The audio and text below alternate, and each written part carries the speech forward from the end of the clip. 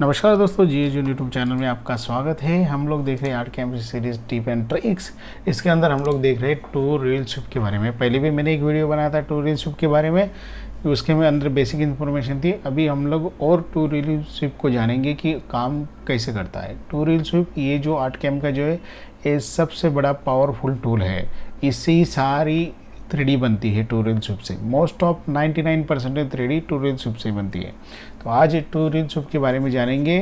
तो हमारा ये जियो जोन का चैनल है, तो इसके ऊपर सिर्फ हमारे वीडियो आते हैं। अगर हमारा शॉर्ट्स वीडियो देखने हैं और कुछ शॉर्ट्स देखने हैं आपको CNC के रिलेटेड, तो हमारा एक और दूसरा चैनल है जियो जोन शॉर्ट बोल के, तो उसको भी आप सब्सक्राइब करके रखिएगा कि आपको जो भी हमारे जो शॉर्ट वीडियो होते हैं वो देखने के लिए मिलेंगे। चलो दोस्तों, सबसे पहले हम लोग इसको देख लेते हैं टू रील स्विप कैसे वर्क करता है। यहाँ पे टू रील स्विप का ऑप्शन है, उसके अंदर हम लोग चले जाएंगे। जैसे ही टू रील स्विप के चले जाते हैं तो उसका डायलॉग बॉक्स ओपन हो जाता है। अभी मोस्ट ऑफ लोगों के साथ एक प्रॉब्लम फेस होती है। एक तो ये डायलॉग बॉक्स क्या होता है ना, ये ऐसा स्क्रीन के अंदर चला जाता है यहाँ पे, ठीक है, यहाँ पे, और वो बाहर नहीं निकलता। आप प्रोजेक्ट में जाते हो, उसको ऑन ऑफ करते हो, यहाँ पे जाते हो आप, ठीक है। उसके बाद में यहाँ पे टूल सेटिंग में यहाँ पे जाते हो टूल सेटिंग में, ठीक है, टूल एंड डॉकिंग विंडो में जाते हो और यहाँ पे जो प्रोजेक्ट का ऑप्शन है उसको ऑन ऑफ करते हो आप, ठीक है। प्रोजेक्ट का आ गया, यहाँ पे प्रोजेक्ट है, इसको ऑन ऑफ किया, ठीक है। प्रोजेक्ट इधर खड़ा है, ठीक है।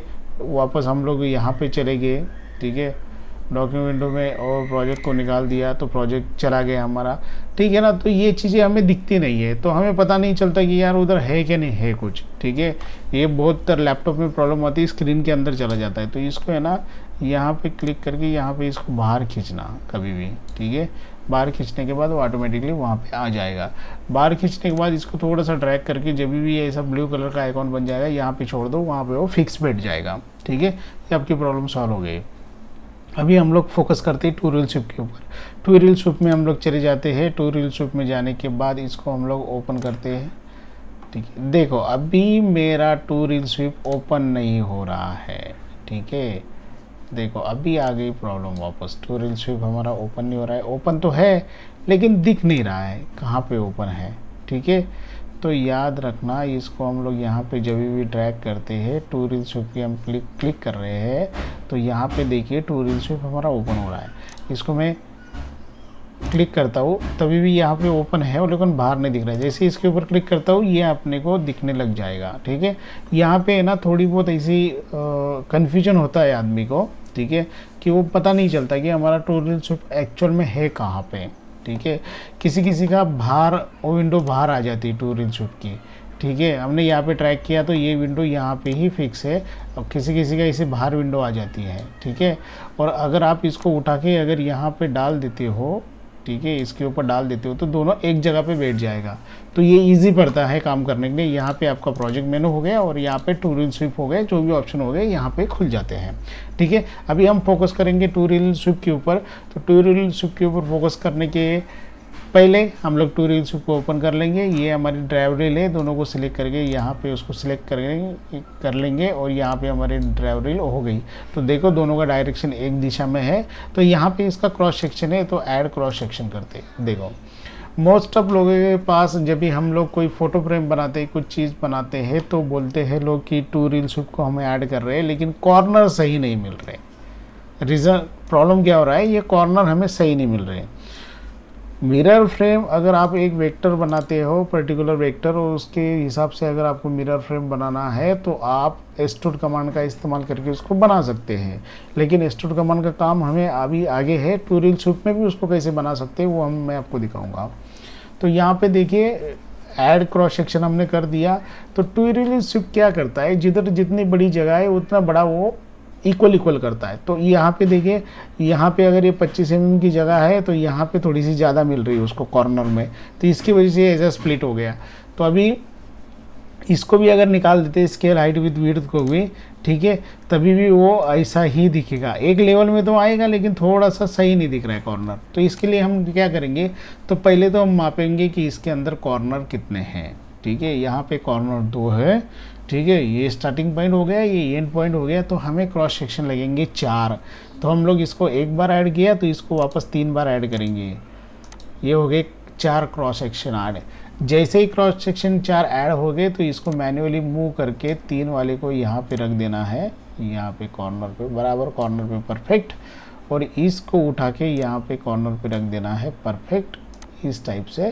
और जो भी आपको थिकनेस देना है यहाँ पे ऐड थिकनेस जब भी करते हैं हम लोग 10 mm की थिकनेस करते हैं, तो 10 mm की थिकनेस के हिसाब से ये हमारा जो मिरर फ्रेम ये रेडी हो जाएगा। हाफ मिरर फ्रेम, इसको मिरर करेंगे तो फुल हो जाएगा।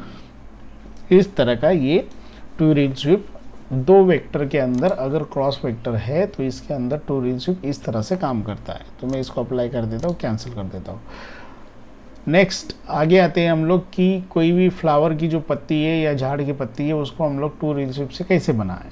ठीक है, तो यहाँ पे देखिए मैंने 2D वेक्टर क्रिएट कर लिया है। वंस अगेन हम लोग 2 रील स्वीप में जाएंगे और इनको दोनों को हम लोग सिलेक्ट करके, ये बाहर वाला इसको सिलेक्ट करके हम लोग यहाँ पे ऐड 2 रील स्वीप करेंगे। उसके बाद में ये मैंने क्रॉस सेक्शन बनाया हुआ है, ऐड क्रॉस सेक्शन करेंगे तो देखिए झाड़ का पत्ता इस तरह से दिख रहा है, लेकिन इस तरह से वो इतना सही नहीं दिख रहा है क्योंकि हम उसको साइज़ के हिसाब से बनाएंगे। तो यहाँ पे जाएंगे हम लोग scale height with width.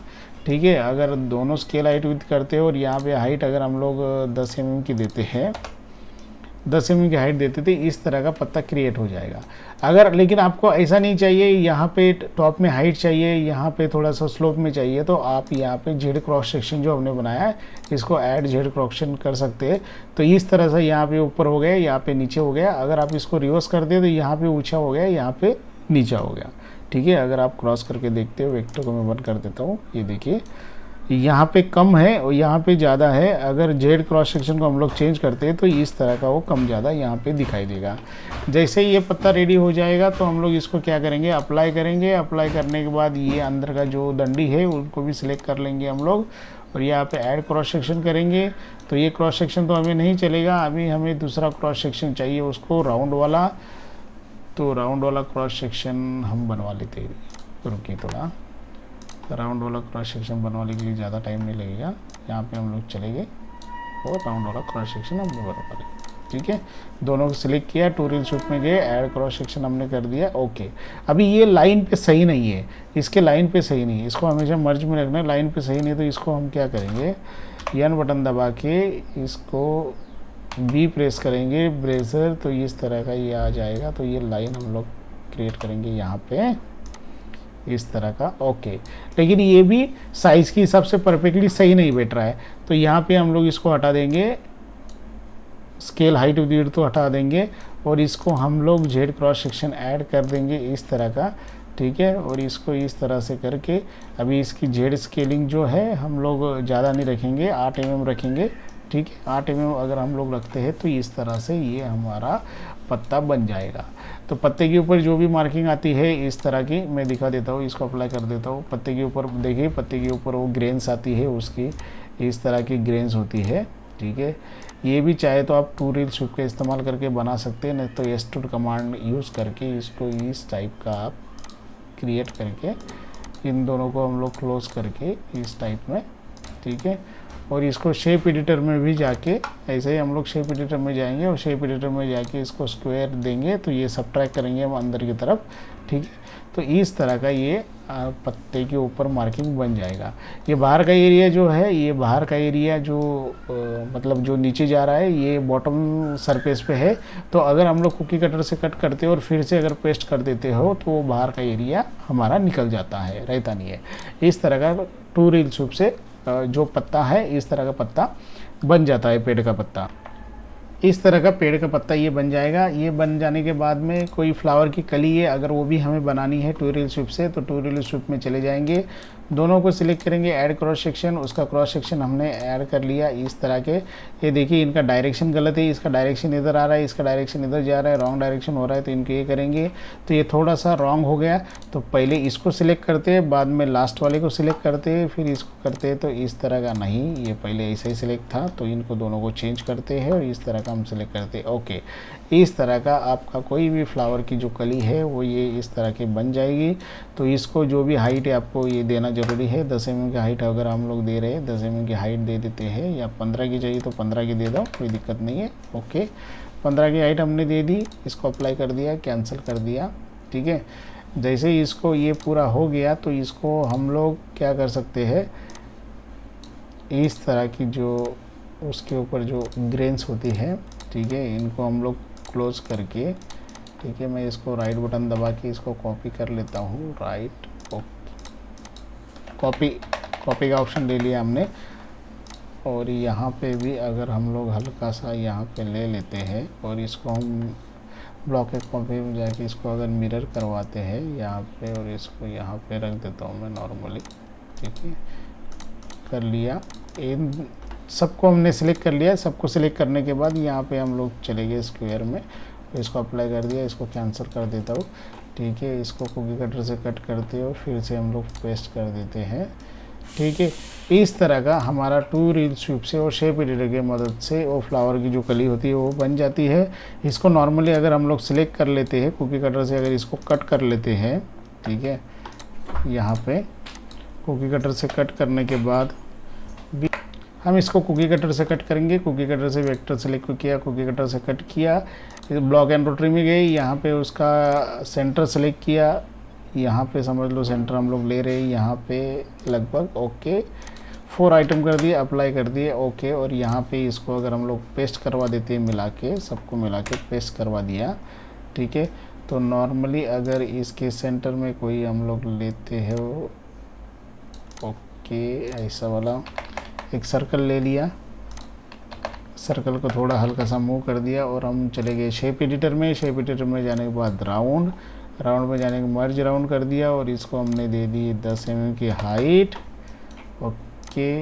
Okay, और हमने कर दिया अप्लाई। इस तरह से हमारा फ्लावर भी रेडी हो जाएगा और जो पेड़ का पत्ता है वो भी रेडी हो जाएगा। उसके बाद में मिरर फ्रेम भी रेडी हो जाएगा टू रील स्वीप से। तो टू रील स्वीप जो ये है, ये आर्टकैम का बहुत पावरफुल टूल है। इससे आप कुछ भी बना सकते हो, कोई दिक्कत नहीं है, कोई प्रॉब्लम नहीं है, ठीक है। आई होप दोस्तों आपको समझ में आ गया होगा कि टू रील स्वीप का इस्तेमाल कैसे करना है। और भी अगर आपको टू रील स्वीप के ऊपर वीडियो चाहिए तो मुझे कॉमेंट्स कीजिएगा, मैं उसके ऊपर वीडियो बना दूँगा। इतने के लिए थैंक यू सो मच।